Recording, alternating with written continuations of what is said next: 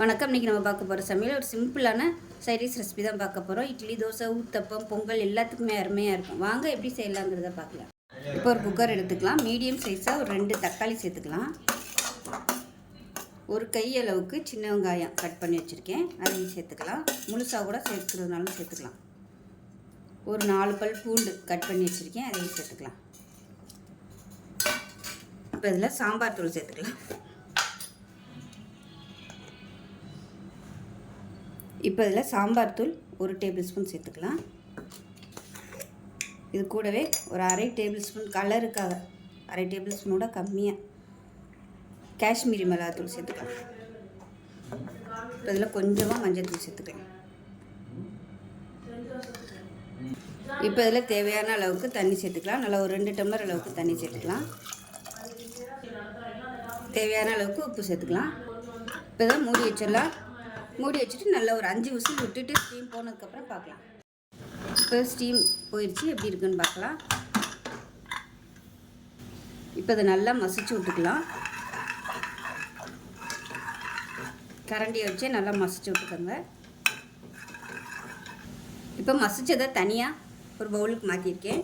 தண்ணியை வடிச்சிட்டு மிக்சியில் போட்டு அடிக்கிறதுனால அடிச்சுக்கலாம். இப்போ ஒரு குக்கர் எடுத்துக்கலாம். இப்போ தேவையான அளவுக்கு எண்ணெய் சேர்த்துக்கலாம். இப்போ எண்ணெய் சேர்த்துக்கலாம். இப்போ எண்ணெய் நல்லா சூடாகிடுச்சு.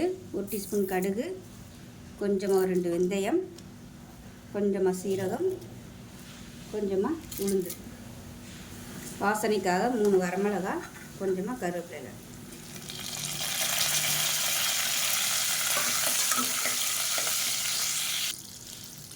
இப்போ இதில் ஒரு கை அளவுக்கு சின்ன வெங்காயம் சேர்த்துக்கலாம்.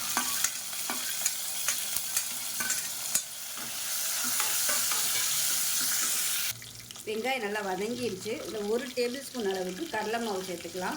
சேர்த்து இந்த எண்ணெயிலே நல்லா வதக்கி விட்டுக்கலாம். கடலை மாவை தண்ணியில் கரைச்சி சேர்க்குறத விட இந்த மாதிரி எண்ணெயில் வறுத்துட்டு சேர்த்திங்கன்னா டேஸ்ட்டு நல்லாயிருக்கும். மீடியமான ஃப்ளேமில் அதை வந்து நல்லா எண்ணெயில் வறுக்கணும், இல்லைன்னா சட்டுன்னு கருகி போயிடும். இப்போ பாருங்கள், பச்சை வாசனை போக நல்லா வதக்கியாச்சு. இப்போ நம்ம கடைஞ்சி வச்சுருக்க இந்த தக்காளி வெங்காயத்தை அப்படியே சேர்த்துக்கலாம்.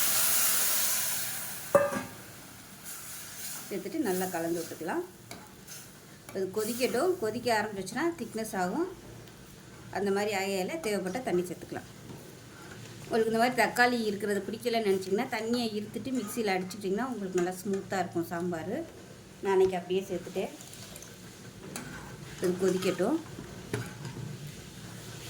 இப்போ பாருங்கள், நல்லா கொதிச்சிருச்சு. கடலை மாவு வந்து எண்ணெயில் நல்லா வறுத்ததுனால பச்சை வாசனை சீக்கிரமாகவே போயிடும். ரொம்ப நேரம் கொதிக்க விடணும் அவசியம் இல்லை. இப்போ இதில் பொடியாக நறுக்குனா கொத்தமல்லியில் சேர்த்துக்கலாம். அவ்வளோதான், சூப்பரான ஒரு பருப்பு இல்லாத தக்காளி சாம்பார் ரெடி ஆயிடுச்சு. ஏற்கனவே சொன்ன மாதிரி மிக்சியில் போட்டு அடிச்சிட்டிங்கன்னா உங்களுக்கு சாம்பார் ஸ்மூத்தாக இருக்கும். நான் இன்றைக்கி அவசரமாக பண்ணுறதுனால மிக்சியில் போடலை. நல்லா ஆற வச்சுட்டு தண்ணியை இருத்துட்டு மிக்சியில் போட்டு அடிச்சுட்டு சேர்த்துக்கோங்க. அந்த தண்ணியோட சூப்பராக இருக்கும். இட்லி, தோசை, ஊத்தப்பம், பொங்கலுக்கெல்லாம் கூட அருமையாக இருக்கும். செஞ்சு பாருங்கள். செஞ்சு பார்த்துட்டு எப்படி வந்துச்சுங்கிறத சொல்லுங்கள். வீடியோ பிடிச்சின்னா லைக் பண்ணுங்கள், கமெண்ட் பண்ணுங்கள், சேனலை சப்ஸ்கிரைப் பண்ணுங்கள், பக்கத்தில் பெல் பட்டனை ப்ரெஸ் பண்ணுங்கள். நன்றி.